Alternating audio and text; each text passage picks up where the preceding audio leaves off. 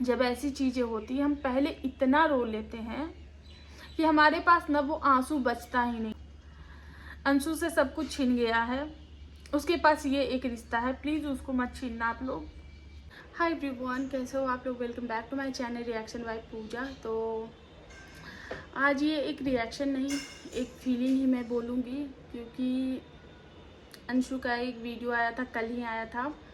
तो अंशु का एक वीडियो आया जिसमें अंशु ने अपने पापा के बारे में बताया कि आखिर उसके पापा के साथ क्या हुआ, कैसे हुआ। तो अंशु ने अपनी पापा की डेथ की स्टोरी सुनाई थी, जिसके कारण हुआ यूँ कि अंशु के पास कुछ ऐसी फ़ोटोज़ थी, उनके पापा की कुछ ऐसी यादें थी, कुछ ऐसी स्टोरी थी जिसको उसने सुनाया कहीं पे। अंशु, क्योंकि अंशु और उसके भाई दोनों ही बहुत ज़्यादा छोटे थे और अचानक से मम्मी का चला जाना, उसके बाद अचानक से पापा के चले जाना, दोनों बच्चों के सर पे जिम्मेदारी आना, पिता को भी संभालना है, पैसे भी कमाना है, लोन भी भरना है, इलाज कराना है, और फैमिली के तरफ से आपको कोई भी सपोर्ट या कोई भी मतलब कि कोई ऐसा है ही नहीं कि बेटा कोई नहीं, हम पीछे से हैं। तो आखिर उनके रिश्तेदार ऐसा क्यों कर रहे हैं, इस बात पे तो अंशु ने साफ साफ यही बोला कि मैं ज़्यादा नहीं बताऊंगी, क्योंकि अगर मैं बताने लगूंगी उनके बारे में तो मुझे जो है वो धमकी वाले फ़ोन आने शुरू हो जाएंगे, तो मैं नहीं चाहती और मुझे अभी परेशान नहीं होना है। सबसे पहले मैं बता दूं कि अंशु का मैंने एक वीडियो बनाया था। पहले मैं अंशु को सिंपैथी के साथ वीडियोस बना रही थी, लेकिन जहाँ पे अंशु की गलतियाँ थी और मुझे लगा कि नहीं अंशु थोड़ा सा इस तरीके से करी, वहाँ पे मैंने अंशु को डांटा भी, अपने वीडियोस के माध्यम से उसको प्यार से भी समझाने की कोशिश की और उनकी कुछ चीज़ें जो है वो मैंने बताने की भी कोशिश की। एक वीडियो ऐसी आती है जिसमें वो अपनी मम्मी के बारे में बताती है और मैं इतना ज़्यादा उससे रिलेट कर पाती हूँ, क्योंकि मेरी मम्मी का भी जो डेथ है वो कैंसर से ही हुआ था। मैंने ऑलरेडी उस पर वीडियोज़ बनाया है, अगर आप लोगों ने नहीं देखा तो मैं कोशिश करूँगी कि उस वीडियो का लिंक इस वीडियो में डाल दूँ, आप देख लेना।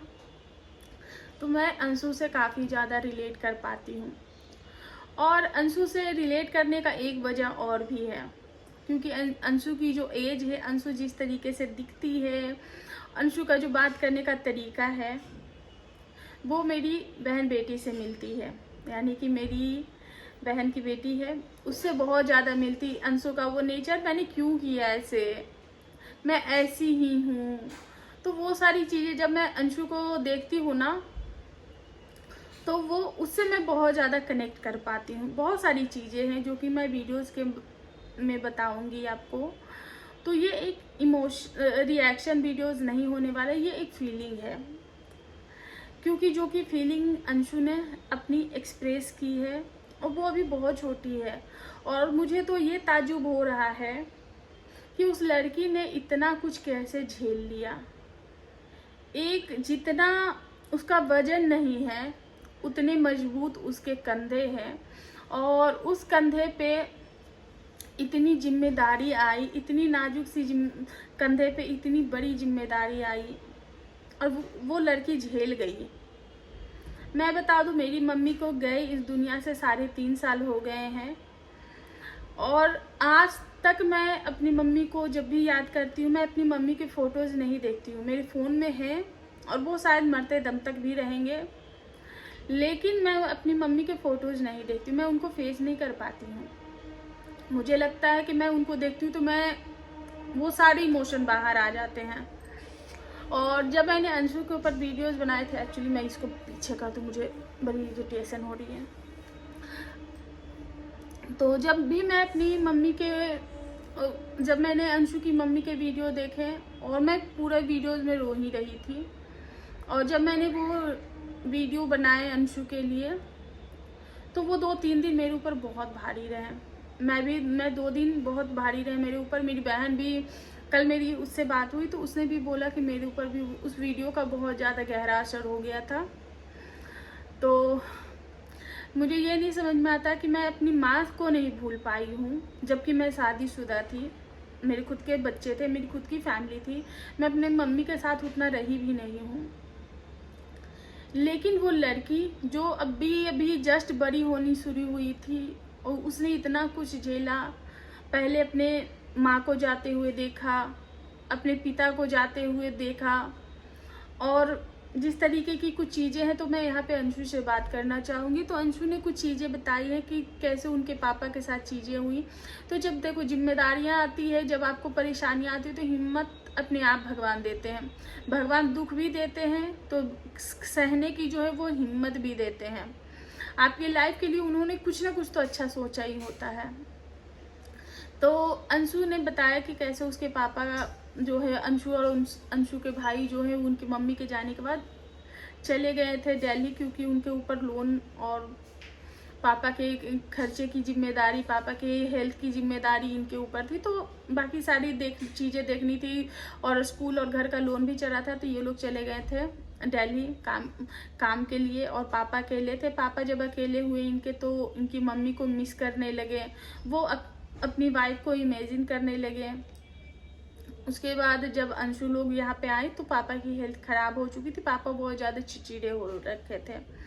फिर उन्होंने उस सिचुएशन को दोनों भाई बहन ने संभाला और फिर बुआ के यहाँ गए। अंशु ने बताया कि मेरी बुआ उस वक्त हमें बहुत सपोर्ट किया, जिन्होंने किया है उनका नाम वो डेफिनेटली लेंगी, और जिन्होंने जैसा किया है उनका भी नाम वो लेंगी। तो वहाँ पे उनकी बुआ ने बहुत उनकी देखभाल की। फिर एक रात ऐसा आता है जब उनके पापा का पैरालिसिस अटैक आता है। उससे पहले ही अंशु को ये हो जाता है कि हाँ मेरे पापा को होने वाला है, क्योंकि डॉक्टर ने ऑलरेडी बता दिया था, और एक बार पहले भी उनके पापा को पैरालिसिस का जो अटैक है वो आ गया था। तो अंशु ने एक फ़ोटो लगाई थी जिसमें बताया था कि मेरे पापा की जो आँख है वो तिरछी हो रही थी। तो इन्होंने अपने भाई को वीडियो कॉल किया और बताया कि भैया देखो ऐसा ऐसा। तो उनके भाई ने बोला कि सुबह पापा को लेकर हॉस्पिटल चले जाना।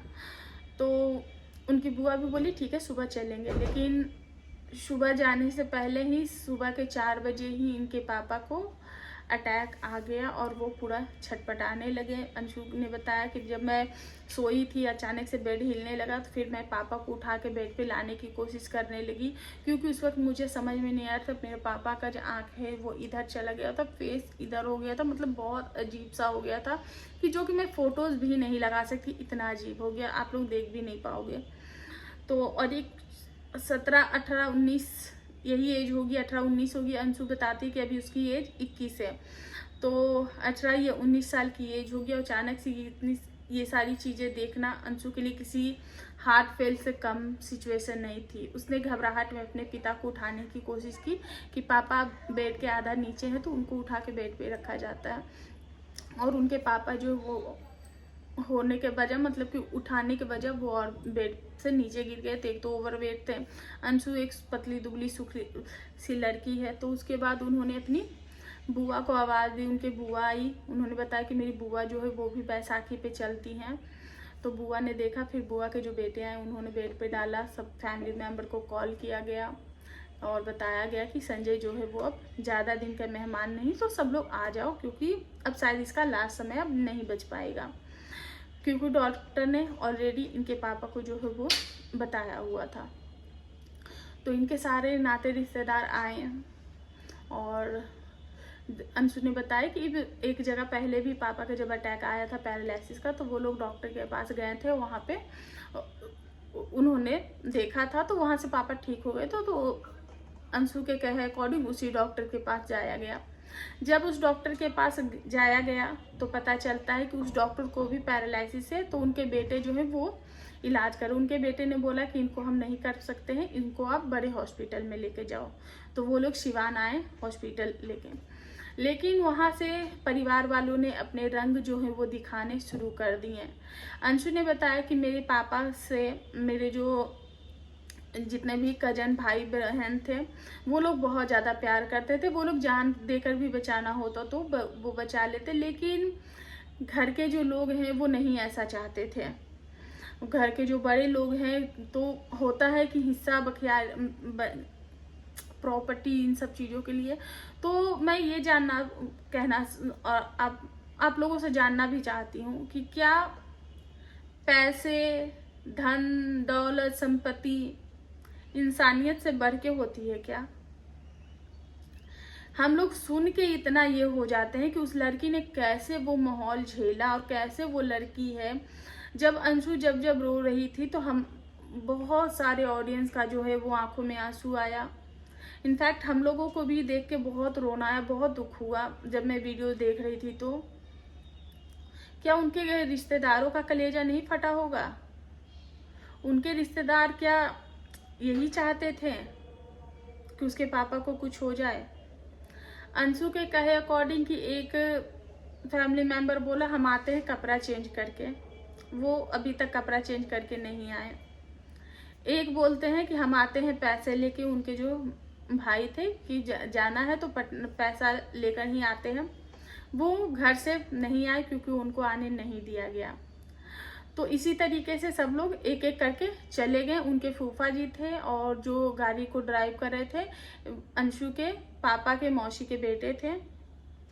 रास्ते में अचानक एक कॉल आती है और बोला जाता है कि उनको देने के लिए, जो अंशु के कजन ब्रदर थे, उनको कॉल दिया जाता है और उनकी कजन सिस्टर का फोन आता है। जबकि अंशु ने बताया कि उनकी भी कोई गलती नहीं थी, उनसे भी फोन करवाया गया था क्योंकि वो भी मेरे पापा से बहुत प्यार करती थी। तो अचानक फोन आता है कि तुम जहां भी हो गाड़ी से उतर जाओ। वो बोलता है कि मैं चाचा को छोड़ के ऐसे नहीं उतरूंगा। तो मैंने बोला ना कि जहां भी हो उतर जाओ, नहीं तो अच्छा नहीं होगा। उसको किसी भी तरीके से कि पापा को बोल देंगे ये वो, तो उसको लास्ट मोमेंट पे उतरना पड़ गया क्योंकि फैमिली की तरफ से प्रेशर थी, बड़े लोगों ने। बच्चों में कहीं भी कोई भेदभाव नहीं था, बच्चों में कहीं से कोई दूरियां नहीं थी, बड़े लोगों का ऐसा था। उसके बाद अंशु ने बोला कि वहां पे फिर भी जो इनके फूफा जी थे उनको भी घुटनों में प्रॉब्लम थी। उनके जो ड्राइवर थे वो थे, अंशु थी, और उनके पापा को ओवरवेट था। तो जिसके कारण उनको जब स्ट्रेचर पे लेटाया गया, डॉक्टर के पास ले जाया गया, तो उनको बहुत ही अजीब तरीके से पकड़ा गया और इस तरीके से रख दिया गया। जो कि देखो, जो हॉस्पिटल में काम करते उनको काम करने का तरीका पता होता है और वो रफ तरीके से होता है, बहुत जगह रफ तरीके से होता है। पर आप एक फैमिली मेंबर हो तो आपको डेफिनेटली वहाँ पे दिक्कत, बहुत ही हर्ट होता है कि यार आप ऐसे कैसे कर सकते हो, इनको प्यार से भी तो कर सकते हो, उनको तकलीफ हो रही होगी ना। पर वो चीज़ें होता। तो अंशु ने बताया कि वहाँ पे अगर मेरे जो रिश्तेदार होते, फैमिली होती, तो कम से कम वो उठा के तो प्यार से रखते हैं, वो तो ऐसे पटक के नहीं रखते हैं। और वहाँ से उनके पापा को बोला जाता है कि ये ठीक नहीं होंगे, इन पे पैसा वेस्ट करने से कोई फ़ायदा नहीं, क्योंकि उनके पापा का नाक से कफ आना, कान से कफ आना, मुँह से कफ आना। तो और अंशु अकेली घबरा रही थी वो लड़की। फिर वहाँ से बोला जाता है कि इन पे पैसे वेस्ट करने का कोई मतलब नहीं है, जो इनको लेके जाओ। फिर भी जिनकी फैमिली होती है, डॉक्टर भले ही कितना भी कुछ कह दे, लेकिन जिनकी फैमिली होती है वो तो करेंगे ही। उसके बाद इनके भाई को कॉल किया जाता है और रिश्तेदार कोई नहीं आता है। तो इनके भाई को कॉल किया जाता है, इनके भाई आते हैं। तो जो भी और भी लोग होते हैं, आस पड़ोस, टोला मोहल्ला जो भी होते हैं, वो लोग, उन लोगों ने कुछ चीज़ें डिसाइड की और बताया। क्योंकि कोविड का भी टाइम था तो लोग ऑलरेडी बहुत ज़्यादा डरे और सहमे हुए से थे।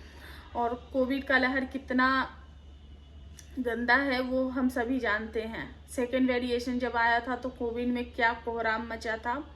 कुछ लोग कोविड के वजह से सूना हो गया था, कुछ लोगों की कोविड की लहर के वजह से किसी का घर सूना हो गया था। तो उस वक्त उनके पापा को डॉक्टर ने जवाब दे दिया। तो ये लोग उनके नए घर वाले घर पे गए और बोला, सब लोगों ने बोला कि जो कम से कम ये जिंदगी नहीं जी पाए तो कम से कम उस घर में इनको सुकून से मौत तो आ जाएगी। तो अंशु ने बताया कि उनके भाई आए डायपर वगैरह लेकर, क्योंकि यहाँ पे बड़े वाली जो डायपर है वो नहीं मिलता। वो बच्ची थी, वो कभी कुछ की नहीं थी, कपड़े भी नहीं धुलती। मैंने आज भी अंशु का एक वीडियो देखा जिसमें अंशु बता रही कि मैं जिंदगी में इतने कपड़े नहीं धोई थी और मुझे इतने कपड़े धुलने पड़ रहे हैं। तो वो बच्ची क्या क्या करती। तो उनकी बुआ साथ में थी, पर उनके कपड़े में वॉशरूम हो जाना, यूरिन हो जाना, और दिन भर में बहुत ज़्यादा, क्योंकि उनको पानी वगैरह ड्रिप्स वगैरह चल रही थी। और अंशु ने बताया 15 दिन में मेरे पापा का जो वेट है वो 15 किलो बढ़ गया। तो 115 किलो की उसके पापा का वेट हो गया था। तो धीरे धीरे वेट भी बढ़ रहा था। तो उनके पापा को जैसे कि एक ही पोजीशन में सोए भी एक इंसान ज़्यादा देर तक सोता है, तो वैसे ही पेन वगैरह होने लगता है, और उनको पापा का घाव होने लगा था। तो डॉक्टर ने एक बेड रेकमेंड किया। तो उनके भाई का भी था कि पापा की इलाज चल रहा है, तो मैं इलाज के लिए जाऊं या फिर वहाँ मैं सपोर्ट करने जाऊं या फिर यहाँ पैसे कमाऊं। फिर उन्होंने डिसाइड किया नहीं, पहले जो होगा वहाँ बेच भी कर लेंगे, लेकिन यहाँ पे पहले पापा की देखभाल करनी जरूर। भाई आए, और जब भाई आए तो अंशु को थोड़ा सा हिम्मत मिला। फिर उनकी लाइफ में ऐसा मोड़ आया जिसकी उम्मीद तो थी कि ये मोड़ आने वाला है, पर किसी बच्चे के लिए भी मौत से कम नहीं होती है। ज़रूरी नहीं होता कि सिर्फ माँ बाप ही अपने बच्चों से इतना प्यार करते, बच्चे भी अपने माँ बाप से उतना ही प्यार करते हैं। और अंशु ने बताया कि वो उसको नींद नहीं आ रही थी, वो बैठ के फ़ोन चला रही थी। रात के 1 बज रहे थे, दिसंबर का टाइम था। तो अंशु फ़ोन चला रही थी, अचानक से उनके भाई जो हैं उनको पापा को ऐसे हक करके सोए हुए थे, और अचानक से उन्होंने अपने पापा को छोड़ा तो उनके पापा जो है वो घुलट गए थे।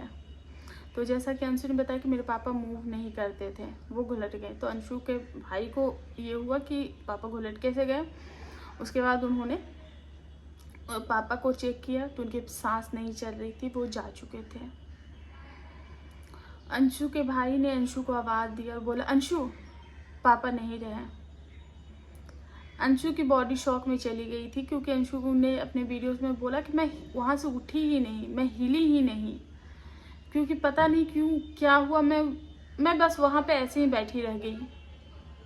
जिसका जो इल्ज़ाम है मेरे ऊपर लगा कि कैसी बेटी है, पिता चला गया पर ये रोई भी नहीं। तो मैं बता दूँ अंशु, इसके लिए कभी भी खुद को ना ब्लेम मत करना, क्योंकि हम इतना पहले ही रो लेते हैं ना, जब ऐसी चीज़ें होती हैं हम पहले इतना रो लेते हैं कि हमारे पास ना वो आंसू बचता ही नहीं है। और जब ऐसी चीज़ें होती है ना, बॉडी शॉक में चली जाती है। मैंने बताया था ना वीडियो का स्टार्टिंग में कि मेरी बहन की बेटी है जो कि अंशु के ही नेचर की है। मेरी मम्मी गई, वो सब कुछ देख रही थी, पर वो रोई नहीं। और जब वो नहीं रोई तो लोगों ने भी उसको बोला कि कैसी लड़की है, इसकी बेटी कैसी है, ये तो रोई भी नहीं, नानी मरी पड़ी है, सब रो रहा है, वो रोई नहीं। वो बोली हमको रोना नहीं आया, हमको समझ में ही नहीं आया कि उस सिचुएशन में क्या किया जाए। और अंशु ने बताया कि जो रिश्तेदार वहाँ पे आए ही नहीं थे, जो रिश्तेदार इनके पापा के अंत समय में भी साथ नहीं दे रहे थे, जब उनको ये पता चला कि उनके पापा इस दुनिया में नहीं रहे, तो उनके नाम ले लेके हाय हाय हाय करके रोने आ गए थे, नाटक करने आ गए थे।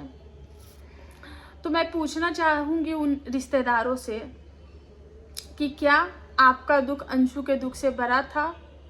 अगर आपको इतना ही दर्द था उस इंसान के लिए जिसके लिए आप आंसू बहा रही थी हाय हाय करके, या फिर जो लोग बहा रहे थे, तब आपका दुख कहाँ गया जब आप लोगों ने अपने बच्चों को भी उनको देखभाल करने नहीं दिया गया?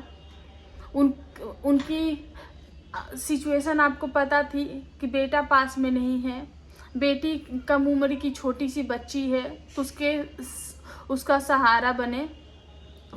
और जो लड़की इतना कुछ कर ली थी, अचानक से वो नहीं रोती है क्योंकि उसको रोना नहीं आया, उसको समझ में ही नहीं आया कि वो इस सिचुएशन को कैसे डील करे।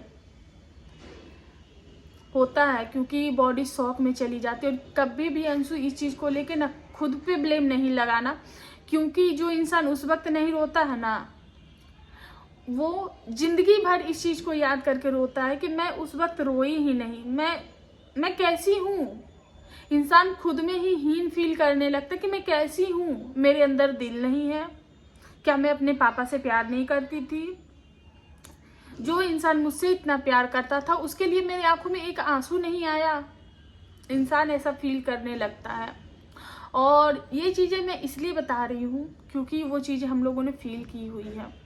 मैं एक स्टोरी आपको और भी बताना चाहूँगी कि मेरी सासू माँ, हमारे में नियम होता है कि जब 10 दिन होता है और 10 कर्म हो जाने के बाद गंगा जी में सब लोग नहाते हैं और नहाने के बाद सब लोग सर मुँह ऐसे ढक के रोते हैं। एक नॉर्मल माहौल चल रहा था, सब लोग रो रहे थे, सब लोगों ने रोया, मुझे रोना नहीं आया। मैं शॉक में चली गई थी कि अचानक सब लोग नॉर्मल बात कर अचानक कैसे रोने लगेंगे, क्योंकि मेरी एज भी उस वक्त कम थी, उस वक्त मैं भी 19 साल की थी। तो मैं नहीं रोई और पूरे रास्ते में खुद को यही सोचते आ गई कि कैसी हूँ मैं। सब लोग रो रहे थे ना वहाँ पे, मैं क्यों नहीं रोई, मुझे क्यों नहीं रोना आया। और मैं अंदर से भरती चली गई। फिर सब लोग नॉर्मल होके हंस रहे थे, बोल रहे थे, बात कर रहे थे सब लोग, लेकिन मैं नहीं रो पाई थी उस वक्त। और मुझे उस चीज़ का बहुत दुख हुआ कि आखिर मैं क्यों नहीं रो पाई थी। और वो चीज़ें मेरे अंदर भरा हुआ था। और जब मैं घर आई तो हस्बैंड ने किसी बात पे मुझे डांट दिया, और वो बात बहुत बड़ी नहीं थी, वो बात बहुत नॉर्मल थी, क्योंकि मैं अंदर से इतनी भरी पड़ी थी, मेरे अंदर में खुद में ही इतनी हीन भावना आ गई थी कि मैं वहाँ पे फूट फूट के रोने लगी।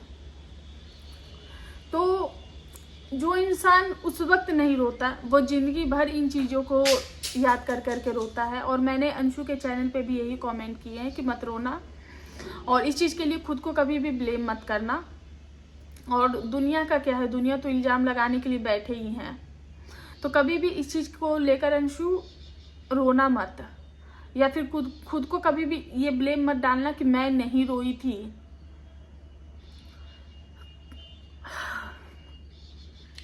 तो गाइस, उस लड़की के जितनी उम्र नहीं है, अभी तो 2 ही मौत उसके लाइफ में हुई थी, back to back back to back back to back. किसी के लिए हम सुन नहीं सकते हैं उसका दुख, उसने तो झेल लिया। उसने सिर्फ एक रील पोस्ट की और आंटी जी, अंकल जी सब रोए, सब इमोशनल हो गए। अंकल जी ने बोला कि इसके पास ये सारी चीज़ें कहाँ से है। आंटी जी बहुत रोई कि कल जितिया का नहाए खाए था और वो अंशु को समझाई। आज मैंने आंटी जी के वीडियो का एक थंबनेल देखा जिसमें वो बता रही हैं कि उनकी अब 5 बेटी हैं और 5 जितिया पहनने का उनको सौभाग्य मिलेगा। उन्होंने अंशु को भी उसमें इंक्लूड किया है क्योंकि वो अंशु की यशोदा माँ बन गई। तो जो लोग आंटी जी को भी इस तरीके को कमेंट करते, प्लीज़ मत करना यार। अंशु से सब कुछ छिन गया है, उसके पास ये एक रिश्ता है, प्लीज़ उसको मत छीनना आप लोग, क्योंकि किस्मत वालों को मिलता है ये सब कुछ दोबारा से, नहीं तो वो लड़की ख़त्म हो जाती। उसने बोला है अपने वीडियोस में कि मैं क्या कर रही हूँ, मैं शादी करके बैठी हुई हूँ। मेरे पापा मुझे डॉक्टर बनाना चाहते थे, मैं शादी करके बैठी हुई हूँ। मैं क्या बन गई, मेरे पापा मेरी मम्मी मुझे क्या बनाना चाहते हैं। वहीं किसी ने कमेंट किया कि तो अगली वीडियोस में तो तू ये बोल रही थी कि मेरी मम्मी मुझे वकील बनाना चाहती थी।